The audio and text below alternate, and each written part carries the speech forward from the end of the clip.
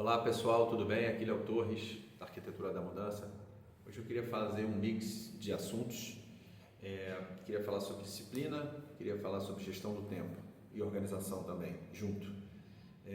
Mais sobre a gestão do tempo e por que isso é um assunto tão comentado, tão falado, tão importante, que a gente fala tanto. Eu, de vez em quando, falo aqui e tantas outras pessoas falam sobre gestão do tempo. Porque talvez o tempo hoje seja um dos maiores ativos que a gente tem. E aí, o que é ativo, Léo? Ativo é aquela coisa que, se você usar bem feita, vai te trazer resultado.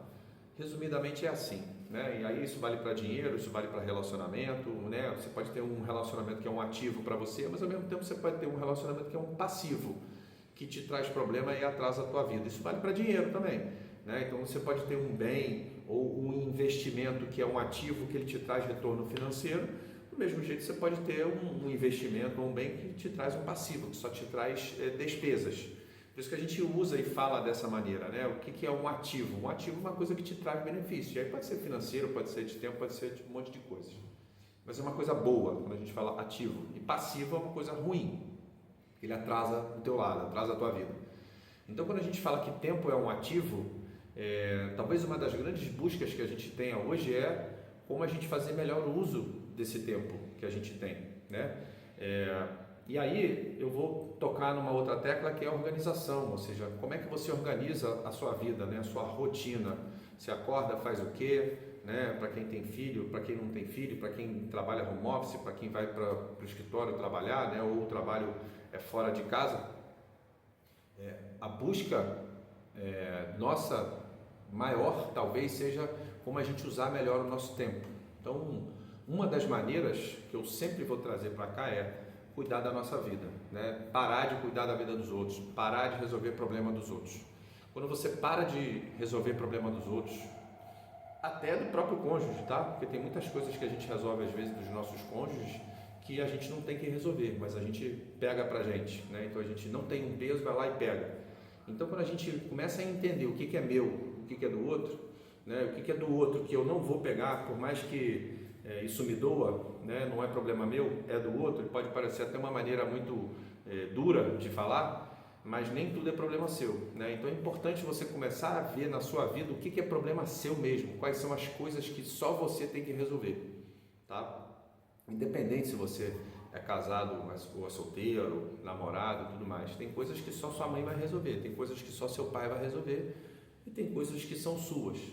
Então começa a olhar para como você usa o seu tempo durante o seu dia, durante a sua semana, para ver se o que você está de fato resolvendo ou investindo o seu tempo é problema seu, é uma coisa que você tem que resolver. E se você não resolver, o que vai acontecer?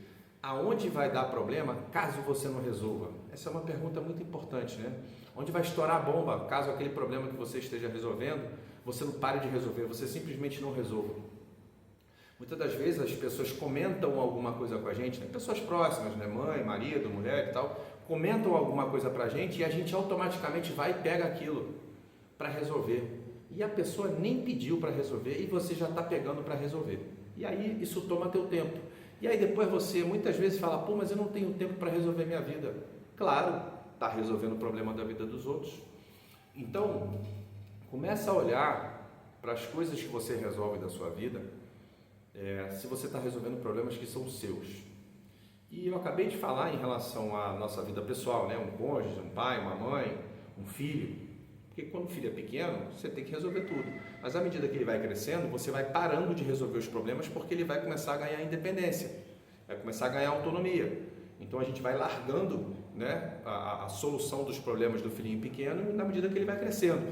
Isso é uma coisa importante também. E uma outra questão em relação ao trabalho. Muitas das vezes você está ali no dia a dia do trabalho, você sai pegando o problema das pessoas, responsabilidade das pessoas para você resolver. E aí você vai enchendo o seu tempo, a sua cesta, né, que é esse grande ativo, com o problema dos outros, com responsabilidade dos outros. Não, deixa que eu faça essa planilha aqui que eu tenho facilidade para mexer em Excel. Não, deixa que eu faça essa apresentação aqui porque eu tenho facilidade para mexer com PowerPoint ou com PDF, sei lá. Então, começa a perceber se ao longo do seu dia você está usando o seu tempo para resolver problemas ou situações de outras pessoas. E começa a valorizar o seu tempo, começa a se questionar mesmo se aquela coisa que você está fazendo, você tem que fazer, sabe? Porque nas conversas que eu tenho aqui, muitas vezes com as pessoas não se priorizam. Estão resolvendo um problema de filho, de mãe, do marido, da esposa, do porteiro do prédio, né? Ou da faxineira, ou do sei lá de quem, sabe? De uma pessoa que não tem nada a ver com nada. Então, para de resolver o problema dos outros, para de tomar conta da vida dos outros. Olha para si. E aí eu vou chamar um outro ponto. Muita gente não olha para si, porque olhar para si, olhar para os próprios problemas, olhar para o que tem que resolver da sua própria vida, dói, é doloroso, é incômodo. Mas eu tenho que olhar para determinado problema meu aqui que eu não queria olhar. E aí você fica arrumando desculpa para resolver a vida dos outros. E uma das coisas que a gente trata aqui é, olha para você, olha para os seus problemas, olha para como é que está a sua vida, para como é que está a sua relação com as pessoas próximas. Olha o quanto você está cuidando da sua saúde. Quando você passa a ter mais tempo, né, seu para cuidar da sua vida, você passa a olhar para quanto você está bebendo água, como é que está seu sono, como é que está a sua relação com o seu cônjuge.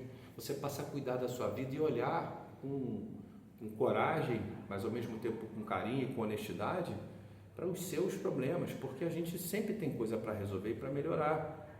Então, quando você passa a ter mais tempo, você passa a precisar de coragem para olhar para dentro de você, para rasgar o peito e falar, caramba, eu tenho esse problema aqui que é meu e que eu tenho que resolver, e que só eu posso resolver. E aí você para de olhar para a vida dos outros. Então, olhar para si, ter tempo para si também requer coragem e honestidade. Muitas das vezes você está com a vida meio louca, né? Um monte de problema para resolver, não está ganhando tanto de dinheiro que acha que pode ganhar, né? Não está tendo tempo para ter um lazer, para sair com o marido, né? Para cuidar um pouco do filho, para não fazer nada, às vezes só para ver uma sériezinha que você gosta, ver um filme, ficar ali comendo pipoca. E aí, se você começa a olhar, você fala, caramba, não estou cuidando de mim. E é isso, porque cuidar de si, muitas das vezes é difícil, sabe? Então, passem a olhar para o tempo como um ativo para você cuidar de si, porque as coisas não vão vir de graça. Tem muita gente que adora passar problema para os outros e tem muita gente que é acomodada mesmo, sabe? Porque, o Léo resolve para mim, qualquer coisa eu ligo lá para ele, começo a contar meus problemas, ele pega e resolve. E tem muita gente que é assim mesmo, né? Que muita gente chama aí de vampiro emocional, porque eles sugam a nossa energia através dos problemas deles. E a gente se deixa influenciar, né? Seja escutando, absorvendo o problema dos outros ou até gastando nosso tempo para resolver um problema dos outros. Então a gestão do tempo tem muito a ver com os nãos que você diz para essas pessoas que ficam em volta da gente. Passe a dizer mais não, passe a entender que você precisa do seu tempo para cuidar da sua vida, da sua saúde, né? Então, por esse lado emocional, preste atenção. Agora, existe uma outra coisa também de forma muito de ordem, né? Muito prática e pragmática, que é agenda, né? Você programar o seu dia ali. De manhã eu vou acordar, vou fazer isso, vou para academia, vou trabalhar de tal hora até tal hora eu vou parar para almoçar, depois eu vou fazer esse trabalho. Eu sei que a gente no meio aí tem muitas agendas, reuniões e tal, mas precisa de uma organização, um mínimo de organização diária para você poder se planejar. E quando você faz esse planejamento semanal, né, essa agenda diária aí das suas atividades, isso te dá um senso de atingimento. Você fala, caramba, eu estou fazendo o que eu me programei para fazer. Ainda que você mude, né, porque as agendas da gente elas mudam, mas quando você tem uma agenda e quando você executa essa agenda e faz a agenda, você fica com aquela sensação de caramba, eu estou produzindo o que eu preciso, o que eu combinei comigo mesmo que eu vou fazer. Então, outra sugestão, tem uma agenda, sabe? Tem um planejamento semanal aí, não precisa fazer um planejamento fantástico de um mês, porque um mês é muito longe. Faz um planejamento semanal, para aí uma vez por semana, né? Para a galera que trabalha em escritório, tem uma vida mais corporativa, vamos dizer assim, para num sábado, num domingo, planeja a semana, sabe? Olha para ver ali se a agenda está legal, sabe? Eu tenho uma rotina semanal, todo dia mais ou menos, tem várias coisas que eu faço todos os dias. A minha agenda do trabalho, das reuniões que eu participo, dos problemas que eu resolvo, ela varia, mas todo dia eu acordo, eu faço a mesma coisa, todo dia eu vou dormir e faço a mesma coisa. No meio ali tem variação, sabe? Então, quando a gente tem rotina, quando a gente dorme no mesmo horário, acorda no mesmo horário, e faz uma atividade física, por exemplo, bebe água, essas coisas mais básicas da vida, isso já é uma coisa fantástica. E a gente se organiza, hora para filho, hora para trabalhar, hora para sair com o marido, com a esposa, hora para não fazer nada, sabe? Deixar o final de semana livre para não fazer nada também, ou programa ir para academia no domingo, programa para ir para academia no sábado, porque sempre é tempo, né, de se cuidar. Uma das sugestões que eu dou é programa a sua semana com 7 dias. Eu vejo muita gente planejar a semana só de segunda a sexta, e aí deixa o final de semana solto, sem nada, sabe?